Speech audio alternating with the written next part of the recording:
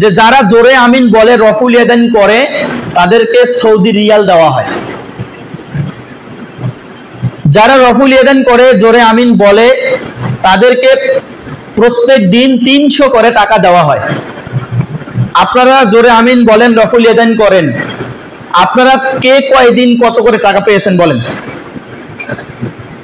কোনদিন আপনাদেরকে কেউ টাকা দিয়েছে? তারা বলে যারা জোরে আমিন বলে, রফুল ইয়াদাইন করে, তারা হলো ইহুদিদের দালাল।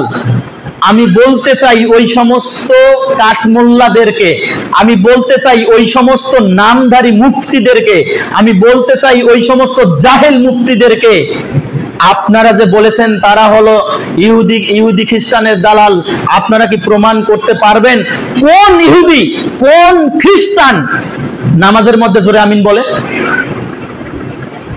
ইহুদি খ্রিস্টানের নামাজ দেখেছেন আপনারা? আজকে ইউটিউবে গিয়ে সার্চ দিবেন তারা কিভাবে নামাজ পড়ে, নামাজের মধ্যে তারা কি জোরে আমিন বলে নাকি হাত উঠায় নাকি না উঠায়, এটা আপনারা দেখবেন। মিথ্যা অপবাদ যদি কোনো ব্যক্তি দেয়, মিথ্যা অপবাদ দেওয়া হলো হারাম, বহতান হলো হারাম। যদি কোনো ব্যক্তি কারোর উপর মিথ্যা অপবাদ দেয়, এটা হলো তার জন্য জুলুম, জুলুম চাপিয়ে দেওয়া হলো। অথচ আপনি যখন বলেন গায়রিল মাগদুবি আলাইহিম ওয়ালাদ-দাল্লিন, মাগদুব মানে হলো ইহুদি আর দাল্লিন মানে হলো খ্রিস্টান, আপনি আল্লাহর নিকটে দোয়া করছেন, আল্লাহ তুমি আমাকে ইহুদি এবং খ্রিস্টানদের মতো অভিশপ্ত, এদেরকে যেমন তুমি অভিশাপ দিয়েছো এবং এদেরকে যেমন তুমি একেবারে ভ্রান্ত করে ফেলছো, এই অভিশাপপ্রাপ্ত আর এই ভ্রান্ত ব্যক্তিদের মতো তুমি আমাকে করিও না।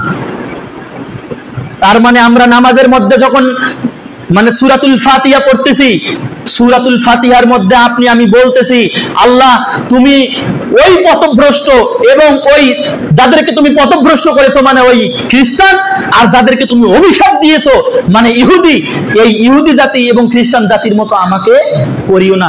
এরপরে আমরা কি বলি? আমিন। তার মানে আমি নামাজের মধ্যে ইহুদি এবং খ্রিস্টানকে অ্যাভয়েড করতে চাচ্ছি, ইগনোর করতে চাচ্ছি নামাজের মধ্যে। আমি তাদেরকে, আল্লাহ যে তাদেরকে মাগদুব বলেছেন, দাল্লিন বলেছেন, আমি এটা আবারও প্রকাশ করতেছি এবং এটার জন্য আমি আমিন বলতেছি। আল্লাহ তুমি কবুল করো, আমি তাদের মতো হতে চাই না, বরং আমি ইহুদি খ্রিস্টানের বিরোধিতা করতেছি, আর তারা আমাদের উপর মিথ্যা তহমত চাপিয়ে দিয়ে বলছে এরা হলো ইহুদি খ্রিস্টানের দালাল, এরা সৌদি রিয়াল খায়, সৌদি রিয়াল দেয়, এদেরকে দৈনিক 300 টাকা করে দেয়। আমি জানতে চাই কয়জনের কাছে আপনাদেরকে 300 টাকা দেয়?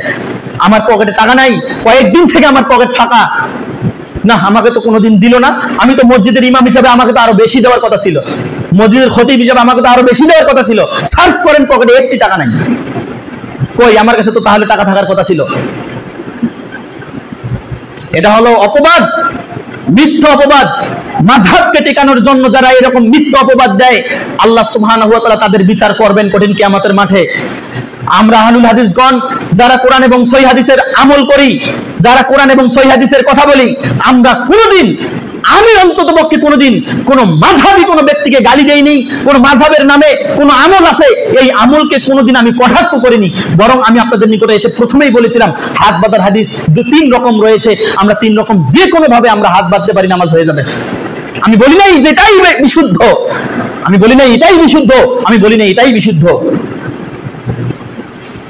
প্রিয় উপস্থিতি, আমিন বলার ফজিলত রয়েছে। যারা আজকে এরকম রফুল ইয়াদাইনকে, আমিন বলাকে যারা ব্যঙ্গ করে, তাদের ঈমান চলে গিয়েছে। আমি আপনাদেরকে বলতে চাই তাদের ঈমান চলে গিয়েছে। যারা রাসূলুল্লাহ সাল্লাল্লাহু আলাইহি ওয়াসাল্লামের সুন্নাহকে যারা ব্যঙ্গ করবে, যারা এরকম করে পায়ে পা লাগানোর নামে যারা ব্যঙ্গ করে, এরকম করে দাঁড়িয়ে মানুষকে দেখাইছে যে এইভাবে আহলুল হাদিসগণ দাঁড়ায়, অথচ রাসূলুল্লাহ সাল্লাল্লাহু আলাইহি ওয়াসাল্লাম তিনি প্রত্যেকবারেই প্রত্যেক নামাজের সময় মুসল্লিদেরকে বলতেন, ইকামতের পরে বলতেন সাউ সুফুফাকুম, তোমরা তোমাদের কাতারকে সোজা করো, ইস্তাউ, তোমরা পরস্পর কাঁধে কাঁধ বরাবর করে দাঁড়াও। রাসূলুল্লাহ সাল্লাল্লাহু আলাইহি ওয়াসাল্লাম বলেছেন যে তোমরা দুজনের মাঝে ফাঁকা জায়গা রাখবে না, কেননা তোমরা যে দুজনের মাঝে ফাঁকা জায়গা রাখো, এই জায়গায় আমি শয়তানকে ছাগলের বাচ্চার ন্যায় আমি ওইখানে দেখি। তোমরা যদি দুজনের ফাঁকা জায়গা পূরণ করো, হাদিস বলতেছি এগুলা, রাসূলুল্লাহ সাল্লাল্লাহু আলাইহি ওয়াসাল্লাম বলছেন তোমরা যদি দুজনের জায়গা মিলিয়ে দিয়ে দুজনের মাঝের যে জায়গা আছে এই জায়গা যদি তোমরা ফাঁকা বন্ধ করে দাও, আল্লাহ সুবহানাহু ওয়া তাআলা তোমাদের পূর্বের পাপগুলোকে ক্ষমা করে দিবেন। রাসূলুল্লাহ সাল্লাল্লাহু আলাইহি ওয়াসাল্লাম বলেছেন, তোমরা যদি দুইজনের মাঝের যে ফাঁকা জায়গা রয়েছে, এই দুইজনের মাঝের যদি ফাঁকা জায়গা বন্ধ করে দাও, আল্লাহ তাআলা তোমাদের পরস্পরের মধ্যে ভ্রাতৃত্ব ভালোবাসা বৃদ্ধি করে দিবেন। এটা রাসূলুল্লাহ সাল্লাল্লাহু আলাইহি ওয়াসাল্লামের বাণী। আল্লাহর নবী সাল্লাল্লাহু আলাইহি ওয়াসাল্লামের আমিন আমিন বলার ফজিলত বলতে চাচ্ছিলাম। রাসূলুল্লাহ সাল্লাল্লাহু আলাইহি ওয়াসাল্লাম বলছেন, দেখেন আমিন বলার ফজিলতটা কি। সহিহুল বুখারী কিতাবুল আযান, আযান সংক্রান্ত একটা অধ্যায় পাবেন। এই আযানের মধ্যে বাবু ফাজলিল আমিন, বাবু ফাজলিত তামিন, আমিন বলার ফজিলত প্রসঙ্গে একটা অনুচ্ছেদ পাবেন। খণ্ড নাম্বার 1, অধ্যায় নাম্বার 10, অনুচ্ছেদ নাম্বার 111, হাদিস নাম্বার 781। হাদিস বর্ণনা করেছেন আবু হুরায়রা রাদিয়াল্লাহু তাআলা আনহু। তিনি বলেন, ক্বালা রাসূলুল্লাহ সাল্লাল্লাহু আলাইহি ওয়াসাল্লাম, রাসূল সাল্লাল্লাহু আলাইহি ওয়াসাল্লাম বলছেন, মান তামিনা, যে ব্যক্তি আমিন বলে, ওয়াফাকা তামিনাল মালায়েকা, আর এই আমিনটা যখন ওই ব্যক্তি আমিন বলে, আর আসমানে যে ফেরেশতাগণ রয়েছেন, এই ব্যক্তি আমিন বলার সঙ্গে সঙ্গে আসমানের ফেরেশতাগণও আমিন বলে। সুবহানাল্লাহ বলেন। রাসূলুল্লাহ সাল্লাল্লাহু আলাইহি ওয়াসাল্লাম বলতেছেন, ওই ব্যক্তির আমিন আর আসমানে যারা আছে ফেরেশতা, তাদের আমিন যদি একত্র হয়ে যায়, একসঙ্গে যদি হয়ে যায়, রাসূলুল্লাহ সাল্লাল্লাহু আলাইহি ওয়াসাল্লাম বলছেন, গুফিরা লাহু মা তাকাদ্দামা মিন জামবি। এই ফেরেশতার আমিন আর ব্যক্তির আমিন যদি একসঙ্গে হয়ে যায়, তাহলে দুইজনের আমিন একসঙ্গে হওয়ার কারণে আল্লাহ সুবহানাহু ওয়া তাআলা ওই ব্যক্তির পূর্বের যত গুনাহ আছে সমস্ত গুনাহ আল্লাহ তাআলা মাফ করে দিবেন। এটা আমিন বলার ফজিলত। সহিহুল বুখারী একই অধ্যায় একই অনুচ্ছেদ, মানে অনুচ্ছেদ ভিন্ন, বাবু জাহরাল ইমাম বিত তামিন, যখন ইমাম সাহেব নামাজ পড়াবেন, ইমাম সাহেব জোরে বলবেন আমিন প্রসঙ্গে একটা অনুচ্ছেদ চোখে আঙ্গুল দিয়ে দেখিয়ে দিলাম। খণ্ড 1, অধ্যায় 10, অনুচ্ছেদ 110, হাদিস নাম্বার 780। হাদিস বর্ণনা করেছেন একই রাবী আবু হুরায়রা রাদিয়াল্লাহু তাআলা আনহু। তিনি বলেন, ক্বালা রাসূলুল্লাহ সাল্লাল্লাহু আলাইহি ওয়াসাল্লাম, রাসূল সাল্লাল্লাহু আলাইহি ওয়াসাল্লাম বলছেন, ইজা আম্মানাল ইমামু, যখন ইমাম সাহেব বলবে আমিন,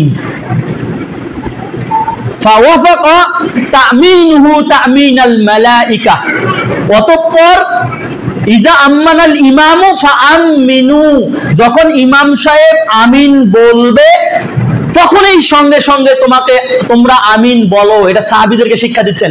ইমাম সাহেব যখন আমিন বলবে, তোমরা সাহাবীরা তখনই তোমরা কি বলো? আমিন। ফাইন্নাহু মান ওয়াফাকা তামিনুহু তামিনাল মালায়েকা, কেননা তোমরা যখন আমিন বলো আর ফেরেশতাগণ যখন আমিন বলে, দুইটা আমিন যখন একসঙ্গে হয়ে যায়, ওই একই কথা আগের হাদিস, ওই তোমাদের আমিন এবং ফেরেশতাগণের আমিন যদি এক সময় একই টাইমে হয়ে যায়, গুফিরা লাহু মা তাকাদ্দামা মিন জামবি, তাহলে আল্লাহ তাআলা তোমাদের পূর্বের পাপগুলোকে ক্ষমা করে দিবেন। রাসূলুল্লাহ সাল্লাল্লাহু আলাইহি ওয়াসাল্লামের পরের হাদিস বলে আরেকটা কথা বলতেছি। রাসূলুল্লাহ সাল্লাল্লাহু আলাইহি ওয়াসাল্লামের পরের হাদিস একই অধ্যায় কিতাবুল আযান, অধ্যায় নাম্বার 10, সহিহ বুখারীতে কিতাবুল আযান অধ্যায় নাম্বার 10, অনুচ্ছেদ নাম্বার 112। অনুচ্ছেদের নাম হলো বাবু জহরাল মামুমি বিত তামিন। যখন আগের অধ্যায়টা বললাম ইমাম জোরে আমিন বলবে, এবার অধ্যায়টা হলো মুসল্লি জোরে আমিন বলবে। রাসূলুল্লাহ সাল্লাল্লাহু আলাইহি ওয়াসাল্লাম বলছেন, ইজা আম্মানাল ইমামু ফাআমিনু, যখন ইমাম সাহেব আমিন বলে, তখন তোমরাও আমিন বলো। রাসূলুল্লাহ সাল্লাল্লাহু আলাইহি ওয়াসাল্লামের সাহাবী আবু হুরায়রা রাদিয়াল্লাহু তাআলা আনহু তিনি বলছেন অন্য হাদিসের মধ্যে, আমি শুনেছি রাসূলুল্লাহ সাল্লাল্লাহু আলাইহি ওয়াসাল্লাম যখন বলেছেন গায়রিল মাগদুবি আলাইহিম ওয়ালাদ-দাল্লিন, আমি নিজ কানে শুনেছি রাসূলুল্লাহ সাল্লাল্লাহু আলাইহি ওয়াসাল্লাম তিনি জোরে বলেছেন আমিন। মাত্তা বিহা সাওতাহু, তার এই সাউতুন শব্দের অর্থ হলো ভয়েস, আওয়াজ। রাসূলুল্লাহ সাল্লাল্লাহু আলাইহি ওয়াসাল্লাম সাহাবী বলছেন আল্লাহ রাসূল সাল্লাল্লাহু আলাইহি ওয়াসাল্লামের এই আওয়াজটা তিনি মাত্তা, আমরা বলি না মাদ, মাদ মোট 10 প্রকার, মাদ মোট 11 প্রকার, মাদ মানে কি টেনে পড়া। রাসূলুল্লাহ সাল্লাল্লাহু আলাইহি ওয়াসাল্লাম এই আমিনকে টেনে বললেন আমিন। রাসূল সাল্লাল্লাহু আলাইহি ওয়াসাল্লামের এটা আমল, আপনি রাসূলের আমলকে কোনোভাবেই ব্যঙ্গ করতে পারেন না। ইমাম জুহরি রাহিমাহুল্লাহ তিনি বলছেন, আমি আব্দুল্লাহ ইবনে জুবাইর রাদিয়াল্লাহু তাআলা আনহুর মসজিদের মধ্যে আমি নামাজ পড়তে গিয়েছি। আমি আব্দুল্লাহ ইবনে জুবাইরের মসজিদের মধ্যে নামাজ পড়তে গিয়েছি। আমি নামাজ পড়ে দেখলাম আব্দুল্লাহ ইবনে জুবাইর তিনি নিজে জোরে আমিন বললেন। এই আমিন বলার পর মুসল্লিরা সবাই জোরে আমিন বলল। এমন ভাবে আমিনটা বলল, মসজিদের মধ্যে একটা গম গম করা, গুম গুম করা একটা শব্দ উঠলো। আমিন, এরকম একটা আমিন বলার একটা গুম গুম করা শব্দ উঠলো। রাসূলুল্লাহ সাল্লাল্লাহু আলাইহি ওয়াসাল্লাম তিনি নিজে আমল করেছেন, সাহাবায়ে কেরাম জোরে আমিন বলেছেন। জোরে আমিন বলার ফজিলত এটা। এখন যদি কোনো ব্যক্তি মাযহাবকে মেনে নেয়, আমরা বলি না যে আপনি মাযহাবকে নিয়েন না। মাযহাবের, আপনার হানাফি মাযহাবের মধ্যে জোরে আমিন বলার কথা নেই, আস্তে আমিন বলার কথা আছে। কিন্তু আপনারা চুপ করে থাকেন। কোন দলিলের ভিত্তিতে, কোন মুফতি আপনাকে বলেছে চুপ করে থাকার জন্য? ইমাম আবু হানিফা রাহিমাহুল্লাহ তিনি নিজে বলেছেন তোমরা আস্তে আমিন বলো। এটা তার ইজতিহাদ। কিন্তু অপর যে তিনটা মাযহাব রয়েছে, মালিকি, শাফিঈ, হাম্বলি, ওই সমস্ত মুফতিদেরকে, আমি তো মুফতি বলি না, ওদেরকে মূর্তি বলি, ওই সমস্ত মূর্তিদেরকে বলেন চার মাযহাব কি হক না বাতিল? তারা বলবে চার মাযহাবেই হক, যে কোনো একটা মানা যাবে। তো যে কোনো একটা মানা যাবে, বাকি তিন মাযহাবে যে আছে জোরে আমিন বলতে হবে, আর তোমার মাযহাবে নাই জোরে আমিন বলতে হবে, আস্তে আমিন বলতে হবে। তা তুমি এটা আবার মেনে নাও না কেন? তুমি আস্তে বলো, কিন্তু তুমি রাসূলুল্লাহ সাল্লাল্লাহু আলাইহি ওয়াসাল্লামের সুন্নাহকে কেন নেগলেক্ট করলে? তুমি রাসূল সাল্লাল্লাহু আলাইহি ওয়াসাল্লামের সুন্নাহকে কেন ব্যঙ্গ করলে? রাসূলের সুন্নতকে যদি কোনো ব্যক্তি ব্যঙ্গ করে, তার ঈমান নেই, ঈমান নিয়ে প্রশ্ন আছে, তার ভিতরে ঈমান নেই, তাকে আবারও কালিমা পড়তে হবে।